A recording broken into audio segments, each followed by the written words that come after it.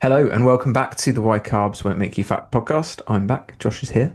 Hello. Yeah, how's your day been, Josh? How's your day? How's your week? Oh, today's been nice. Dropped the missus off at the station to go to work for a day in the office, and then I came back and had a snooze. And Living the and dream. had a nice breakfast. Came down to Valkyrie for a bit of a physio checkup with Joe, which was good. And then said hello to you, yourself, and James. And then back home, food, bit of a training session down at Athlete, and then their but last one before they closed for the bank holiday weekend to do all their building stuff. Yeah, that's going to be exciting when it's all done. Yeah, nice. Yeah, Yeah. there's some mezzanine or something I've been put in. Or Yeah, they're extending the mezzanine floor ah, out, and quite a lot of the stuff that was downstairs is going to be going up there. And they're putting in a recovery suite where the vending machines used to be. all right. So as soon as you get onto the gym floor, it'll be on your left, and there'll be a two-person sauna and a cold plunge. Mhm. And then Fancy. getting a new um, CrossFit rig, which is going to be rotated through 90 and be in the center of the gym and some other bits Oh, and cool. pieces going on. But yeah, very cool. Nice. Yeah, I'm actually down there on Sunday doing a bit with the PT course, doing a bit of Oh, nice. With nutrition Ed. stuff with the Yeah. PT course. Yeah. So yeah, all good. Yeah, shout out to Joe Valkyrie Physio, Mm. looking after all of us. I know you Yeah. listen. Always get nice feedback from Joe on the pod. He always asks me when he's Yeah. inflicting endless amounts of pain on me. His Mhm. world's strongest thumbs. Yeah. Right. Yeah. What have you been doing here today? I just got Yeah. a cup of coffee with a friend of mine. I've had a little downtime in my day. It never happens. Mm. That's why I'm behind with the pod. Mm. But yeah, time for yourself is important, guys. Yeah, we had a few classes today. Done a bit of training. It was actually one of the members today. She's quite new. She's like very much wants like in the right way. She's like very driven and wants Mm. like to see her fitness improving like instantly. She's like, I'm not Right. patient in any way. I'm like, well, look, Yeah. all these people in this class weren't as fit as this when they first came here, and you've been here for 2 sessions. So just like managing her expectations and stuff around that. And then we're like, James and I were talking about like, Josh asked me when he was at the gym actually, how was my session? And average was my answer, which I said to Mm. the people who asked me, but people are like, oh wow, you're a trainer. Should it be, surely it's good every time you train? It's like absolutely not. Like it's a sign you're pushing for a start. Yeah. James was like, literally like two-thirds of your sessions will be meh. Like a sixth of them will be absolutely crap, and then less than a sixth of them will be really, really good. He's Yeah. like, got 10 sessions, like 1.5 out of 10 is normally a really good one. Yeah. 3 to 4 might be average, and the rest are normally just meh. Um, and people don't really like see that. They just see like I guess they see I, highlights I and like real. stuff, Yeah. and they just look around, and it's natural to compare yourself to others. But Mm. like you haven't walked in their shoes and all that. I No. could be like I've just been listening to the England are playing Zimbabwe in a Test match. And I'm like, Mm. well, Ben Duckett's just scored 130 in very few balls. I'd be like, well, in the right circumstances, I could be out there doing that, but I Mhm. probably couldn't. Let's be honest. Wasn't No. blessed with that talent that he's got, but yeah, like everyone's at the level they're at, as long as you're pushing, that's what Yeah. matters. No, I had a similar session today as well. So I went with I had intent of what I wanted to achieve, like for the first movement, and warmed up to it, was feeling all right, and then I walked out the weight. I thought I feel heavy, and so I was aiming for strict press, and then got to about here, and I thought put it back, have a bit of a rest, do it again. Got to about the same point, and so instead of re-racking it, I was just like, okay, let's just do an isometric hold and just get a couple more that feels like a cross, and then we'll do some drop sets after you've done that. And so it was not a waste of time. No, no, no. And had some good carryover and benefit, and then just moved on with the rest of the session. And that was it. To be honest, though, a lot of like in even like a lot of the sessions that feel like a waste of time, just like completing them and getting it done is probably the bigger investment in your like training Definitely. experience, like your training tank, if you like. Mm. If everything was brilliant, you'd never learn anything, right? No, I had I was asked by the head coach at my work on Monday night if I would be interested in doing like a kettlebell workshop for the other Oh, cool. coaches on Tuesday, which we usually have our team meeting, and then we do Mm. coaching development afterwards. So we dedicated some time to that, and it was really good fun. And Yeah. they all learned quite a bit of it because they'd seen me doing juggling around the gym and Yeah. stuff like Yeah. that.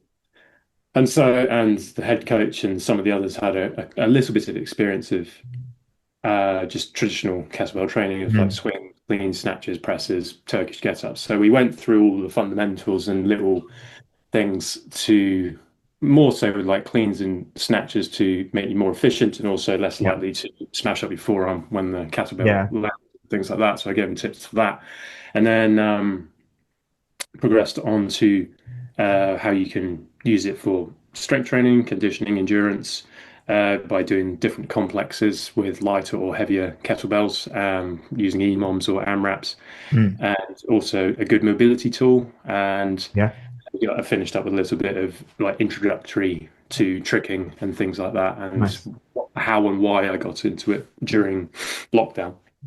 And they were really enjoyed it. And there's a couple of guys there who come from more of a bodybuilding sort of Yeah. background.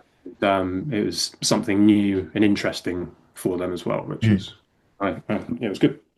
Nice.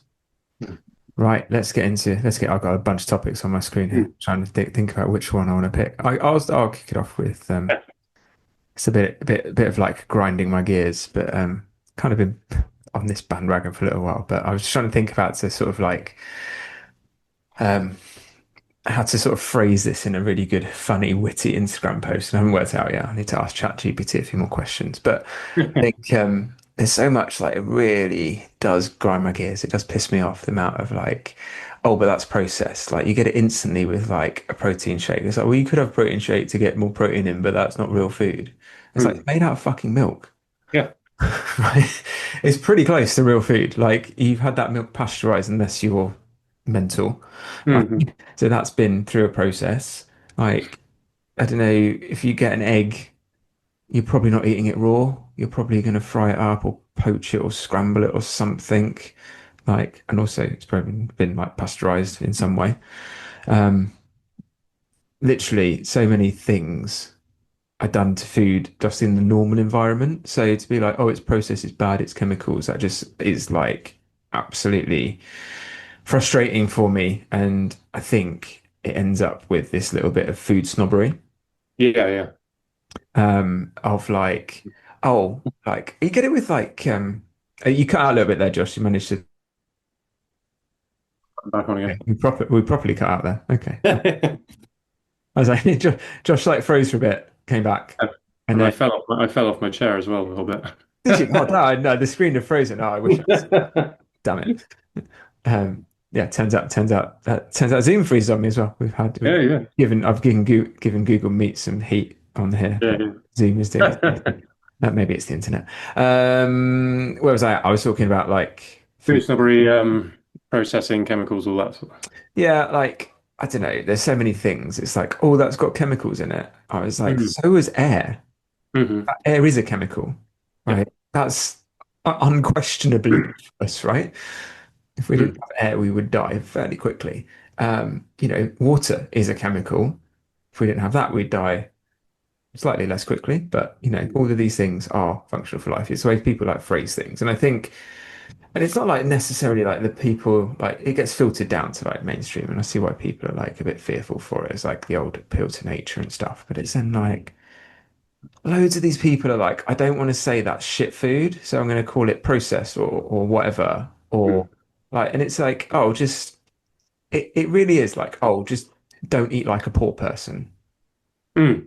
Like Mhm. poor people get sick quickly, so don't eat like them and you'll be fine. And it's like, poor people get sick quickly because they're in a horrible part of this socio-economic environment. I don't want to be like particularly political, but it's just like it's harder. Like you've got less access to healthcare. They're working really hard, funny Mhm. hours. They haven't got like much access to good food, Or um, sleep. or sleep, which are all really bad for you. Like shift workers are known to have a worse health outcome. Like, and not every shift worker is living in poverty, but like it's not good for you. And people then like look at this like observational research because let's face it, you can't like deliberately feed someone a load of crap food and see if they die quicker because that's not very ethical.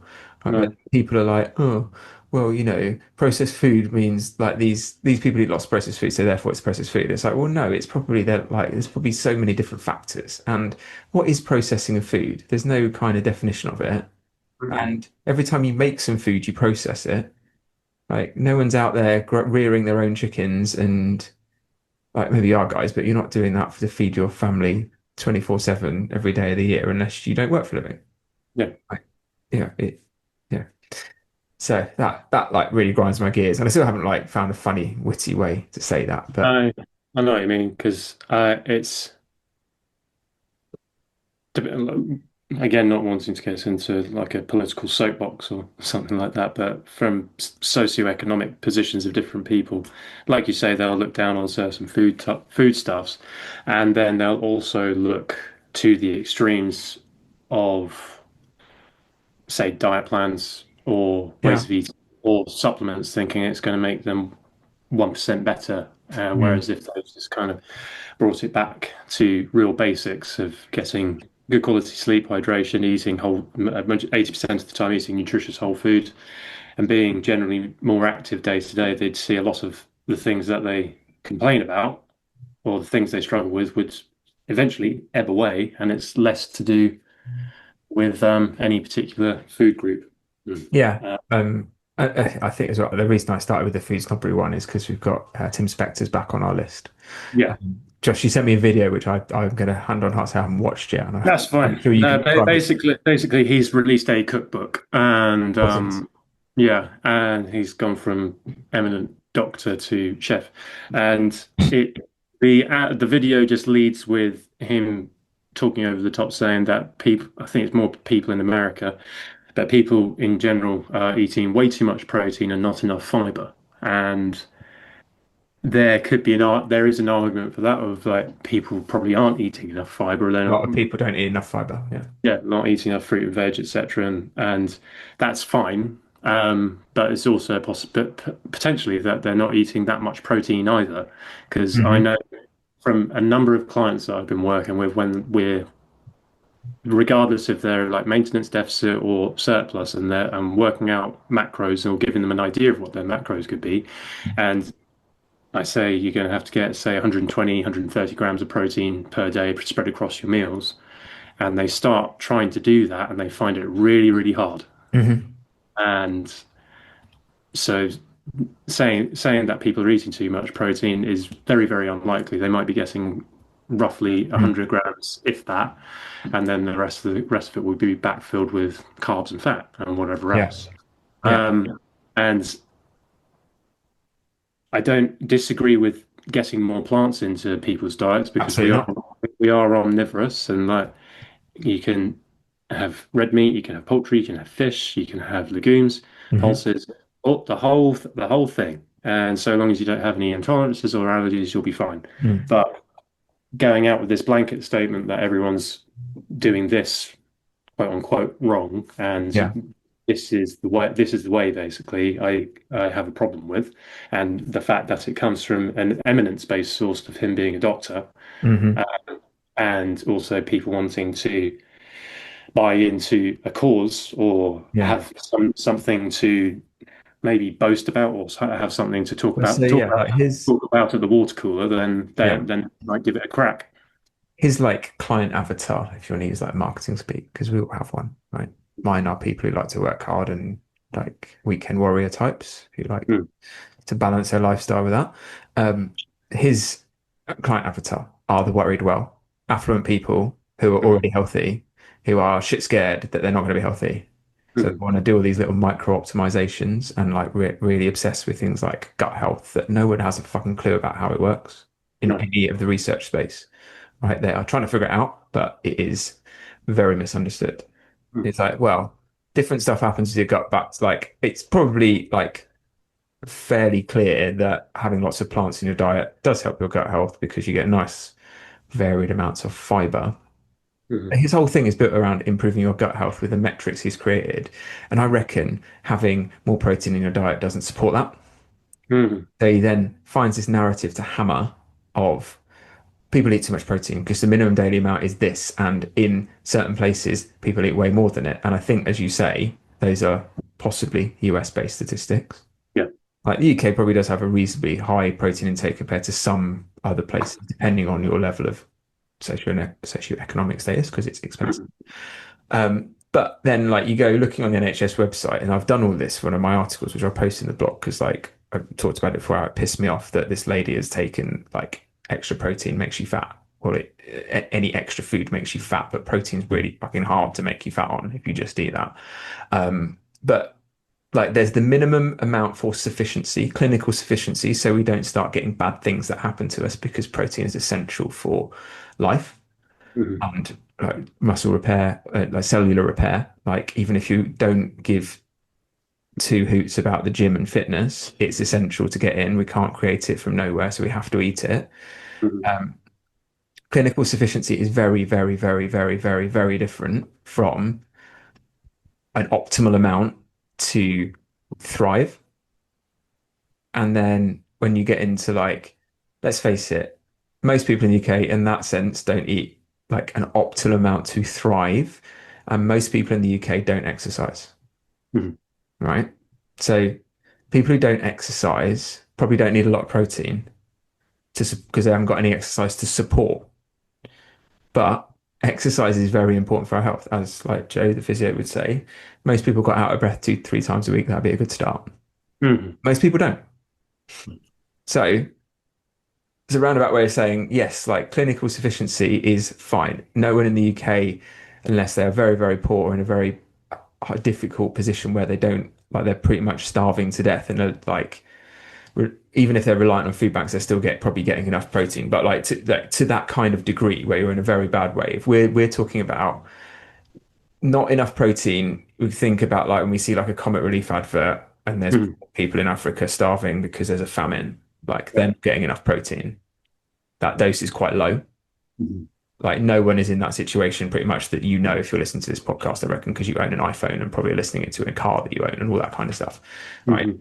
Um, Optimal is way more than that. And he just no he knows that as well. If Mhm. you go on the NHS website, it's like, right, this is the like the level, whatever the numbers are, it's in my article. It then like caveats it later down. It's like, if you exercise, which is good for you, and if you do strength training, which is good for you, this is the number that's more optimal, which is Mhm. way higher than the baseline. You will have a medical problem if you don't eat more than this amount of protein. Yeah. Yeah. There's a it's a difficult one because there's sometimes I have conversations with clients at work and they'll listen to me and it'll kind of go in, but also there's a slight look in the eye of like, yeah, but you're not a doctor or something like Yeah, that. yeah, yeah. And we're professionals and Hmm. studied it, apply it, and do it on a daily basis. And hopefully that should hold some water with the people that you're working with. And that. Yeah, I think as well, like I reckon a lot of the people that are in Tim Spector's ideal client are probably would enjoy like running, which isn't an Mm, exercise in any way, and probably like that would be about it. Probably not that much into the gym, which is fine. Um, but then they probably then associate. I'm saying a lot of probablys here. Like there's probably a wide range of people that this is up, but they probably then associate protein with bodybuilding. Bodybuilding put on muscle. They want to put on too much muscle. Yeah, yeah. Like, well, muscle is very important as you get older, but actually, protein really supports your bone density, mm, as does yeah, weight training. And yeah. as so, Jordan Sight was saying this on a post the other day because like a lot of his clients, and I'm doing a lot of like marketing here, but like, his ideal clients are 30 to 60-year-old women. Hmm. Also, and like a lot of his clients would be going through the menopause and stuff. And he's like, but this lady, this lady was like, I really want to get into weight training because everything you've been saying about it from a health perspective, but I'm terrified of gaining weight. And he's like, okay, right. And he breaks it down in different ways. And he's like, have you thought about this though? Like some of that weight you're gaining is bone, which makes Hmm. sense. Like bone density improves through weight training. He's like, and when people get old, one of the leading causes of them dying is falling over and breaking something. Hmm. So think of it as that kind of investment and less about the scales going up because it doesn't matter what that number is. Like it does to a lot of people, but when it comes to thriving and living a long and self-sufficient life, ability to fall over, get up again, having not broken anything is quite important as you get older. Hmm. Right. and again, like protein really comes into that. I had this is the one thing I said to this lady because she was an older lady, and I was like, it's not just about like, it's great that you want to build muscle, like you won't be able to do that with a with a suboptimal amount of protein in your diet. Don't forget as well, like you want to build muscle for your health, and Mm. like it's bone density as well, and that's like really important. And people don't Yeah. like make that connection because it's so much like protein equals muscle, protein equals like bro bodybuilder. It's like, Mm. yeah, yes and no. Yeah. No, we've got a couple with us at the moment, and they're both in their early 70s, and they've never Mm, done any strength training in their lives apparently, and it's just been Pilates apart from it more than anything else, and rather gentle at that. And then they started working with us, and then noticing the improvements. The wife also has osteoporosis, husband has no. spinal stenosis, but I put together like a whole bunch of information more related to that age demographic, and it did have a good amount of detail on the amount of protein and then the variety of minerals that you can go along to help with bone Mm, density, so phosphorus yeah. and all these other things.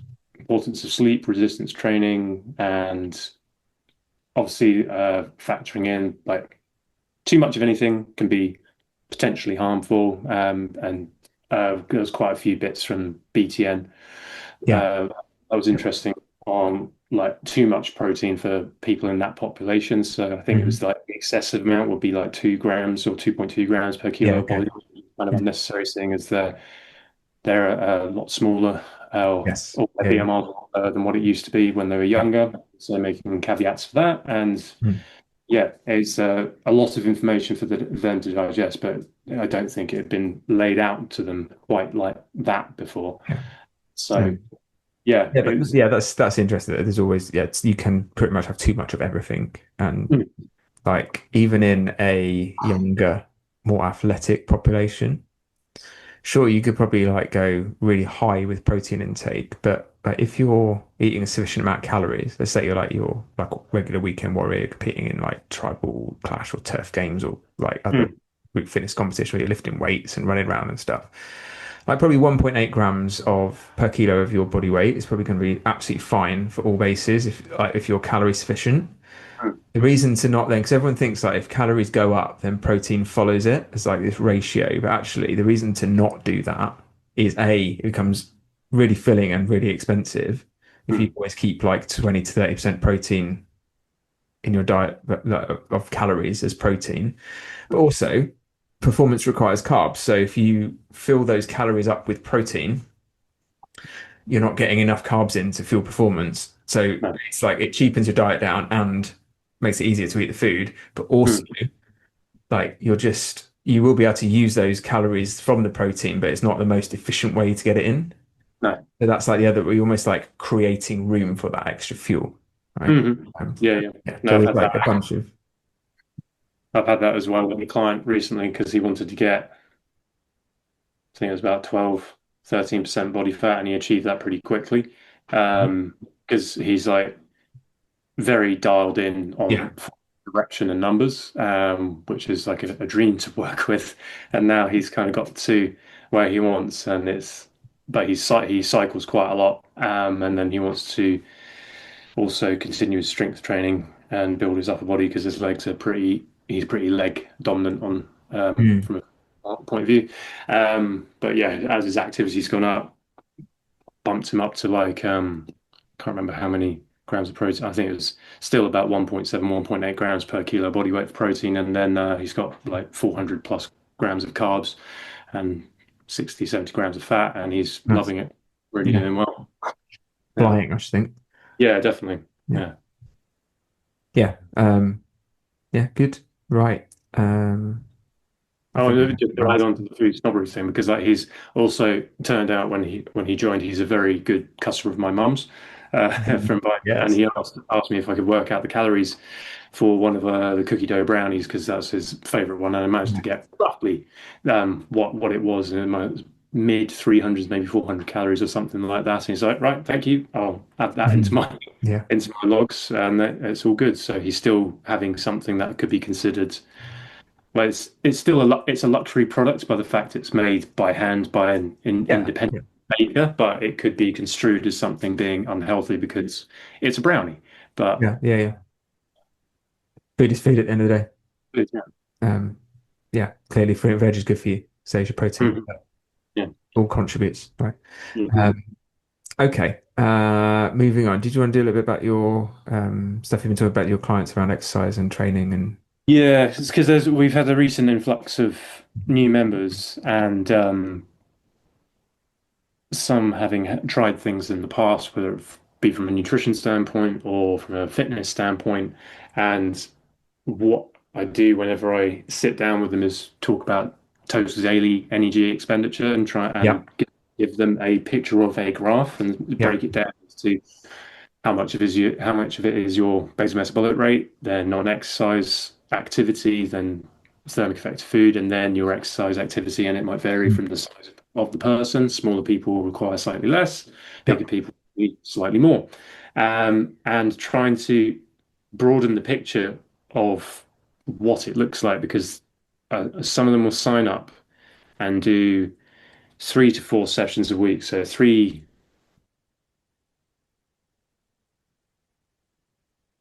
and if it comes around to a body check on the in body, and they might have had a stressful week, family yeah, situation, or their nutrition point, or their sleep was crap, or something like that.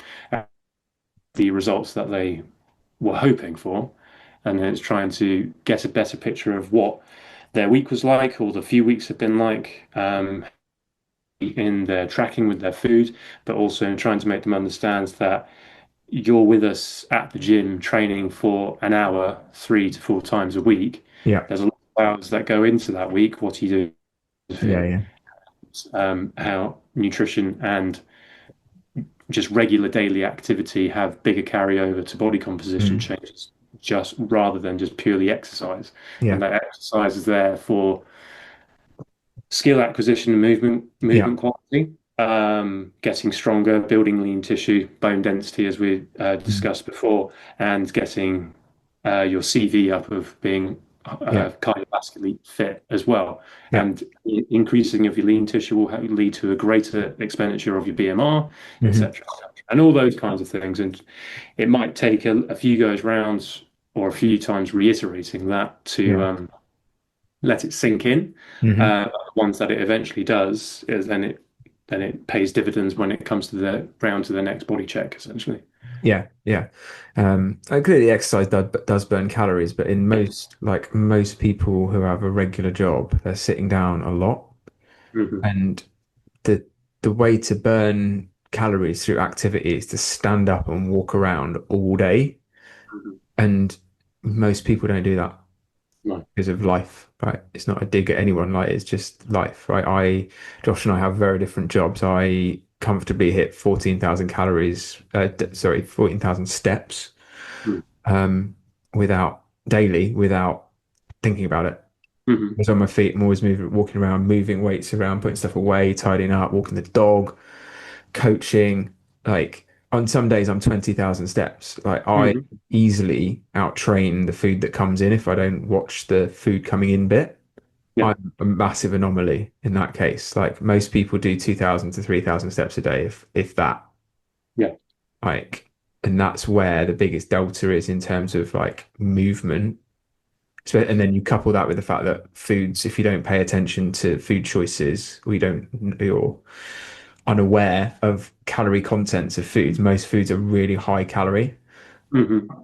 that are out there that would be like line of sight in front of you. So the 300 calories you're burning in a gym class, let's say you're a bit bigger and you're really going at it, 600 Hmm. calories 3 times a week isn't contributing a lot. It's not putting you in a calorie deficit. No. However hard you work. Because again, I see people like it's very well meaning. They're like, look at their smartwatch. Like, oh, how do I get when I do a 45-minute class? I really want to break this certain barrier in calories on my watch. And it's like you do. Hmm. The thing is, which I notice a lot when I'm like tracking my training data. Like if I do a Yeah. 45-minute Metcon versus a 20-minute Metcon, I burn Hmm. more calories. So I've been doing it for longer. Yeah. Foot related thing, you can only output so much. Yeah, sure. If you really, really, really cruise, you will burn less calories, but it's not like an effort related thing. Ah, It's the same thing about like think about running. Like if you walk a mile, you will burn the same amount of calories as if you ran a mile, pretty much. But running a mile will take you less time, yeah. Definitely. which Yeah. again blows people's minds. But like it's obviously harder effort to run a mile than it is to walk a mile. But the Mhm. calories are the same. Yeah. There's been one lady as well, she's had issues with, which her main thing is wanting to try and reduce the menopausal belly, Yeah. that she calls it. And recently, I saw she came back from a holiday in Spain, and she's looking great. She's dialed in with her nutrition. She's been Hmm. sending me pictures of what she's making, and it's looking good. I've explained, like even at that stage in life with the hormonal changes, yes, it makes it still harder, but it still comes down to how much lean tissue you have, what's your daily Yeah. activity like, are you strength training, are Mm. you getting enough protein, and what's your sleep quality like as well? Because poor sleep can obviously lead to low mood, um, changes in ghrelin and leptin as well, and you'd be less inclined to work out, less inclined to maybe eat better quality food, Yeah. and all that kind of stuff. And once that was kind of outlined to her, she made sense, and she also had sent me a protocol that her twin sister had followed, and it had worked for her Mm. sister through this other company. And I looked at the sheet, and I was like, "Yep, she's eating in a calorie controlled way, Yeah. high protein. It Yeah. was encouraging resistance training, Yeah. Yeah. not burying yourself in cardio classes, thinking that this will be the key." Yeah. And since then, she came back from her golfing trip, holiday in Spain. She was fantastic, Yeah. Great. and said it to her as well because you've really locked in there and you've got it. Yeah. What a result. Yeah, just keep doing it. Mm. I guess like the other underrated thing is I've had a couple of been lucky enough to work with a couple of ladies at HQ who are naturally really strong. Mm, And because of that, they have muscle mass pre-training. They haven't done mm, like loads of weight training, but they have muscle mass because yeah. just naturally some people are like that. Mm, Lucky, lucky so and so. I am not. Their rates of progress are ridiculous. Like in terms of fat loss, they shed centimeters from their stomach like it's going out of fashion. mm, A lot of people are fearful of weight training but want to lose weight. In that sense, if you're not naturally strong, it's going to be the longer term investment. But then when you get to where you want to be with more muscle on your frame, as Josh said right at the start of this like little topic, the amount of calories you need depends on how big you are. If you can make yourself bigger without adding fat, you will mm, find it easier to not gain body fat in the future because you get to eat more calories and stay the same size. mm, So that's like another little thing to think about, guys. If you're like resistant to weight training, you don't want to get big, like sometimes it helps you to not get big, um, in that sense. mm. I'm very aware like people have different like goals, different kind of aims for their physique and stuff. That's all cool. That's what makes us all different. But these things all help. Definitely. Right. I'm tempted to leave it there. Yeah, On that, we'll go with, I will talk a little bit more about, we'll kind of go back to episode number one next week. I'll talk a little bit about body image and yeah, that yeah. evolved with me over the years. Be like stories about other clients and stuff and what I see, like, see them like not repeating the stuff I've done, but see them going through similar journeys and stuff. I think I'd like to frame it around like as well. Body image always like, often gets like it's just a female thing, but it is that definitely isn't. So I'm going to do a little bit on that from like a male perspective and just like it's not all. There's a there's a video that's kind of making a resurgence at the moment of just like these street interviews of asking random girls, what would you prefer, a dad bod or an in-shape bod? No, yeah, However, the dad bod is Chris Bumstead, multiple time Olympia winner, in his off season, right? So I see. still Yeah, got a shitload of muscle, but he's carrying just a little bit more body fat yeah, because he's bulking, and then he's going to cut down for his show compared mm. to someone who's already very lean on the right hand side, and Yeah, they'll yeah, go on the dad bod. I was like, that's fucking C-bum. yeah.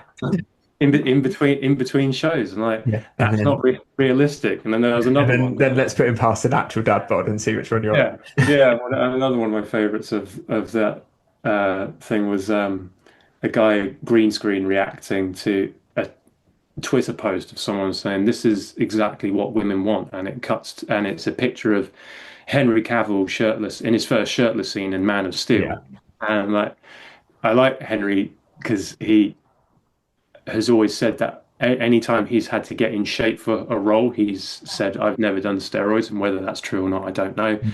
But by the by, still, it's like we just want that, and like it takes a fucking lot Yeah, to yeah, be yeah. that. Well, And to be granted, honest, even if he has taken gear, it's still going to take a lot. yeah, and he gets paid to Yeah. look that way, and the time has been allocated for him to get into that condition. Oh yes, yeah. Multiple training times a day, diet nailed, yeah, all that stuff. Yeah, probably having a professional chef or something, Yeah, doing all of his calorie controlled meals and all that sort of stuff. yeah, So yeah, yeah, and one of the things that he talked about when he had to do the Witcher movies, when he had to do his shirtless scenes, he had to dehydrate himself. So the yeah. Minging. yeah, which does not sound nice at all. No, no, no, no. Right, let's leave it there. Back to it next week, guys. Hope you enjoyed this week's episode. If you did, leave us a comment. You can ask questions in there. Leave us a review if you like. Um, if you want to send a longer question into the podcast, you can find me, Tim at foodflexibility.co.uk. Send me an email on there. Josh, where can people find you on the internet? At Josh Weebout 90 on Instagram. Nice. You find me at Food Flexibility, foodflexibility.co.uk. And remember, until next time, carbs won't make you fat.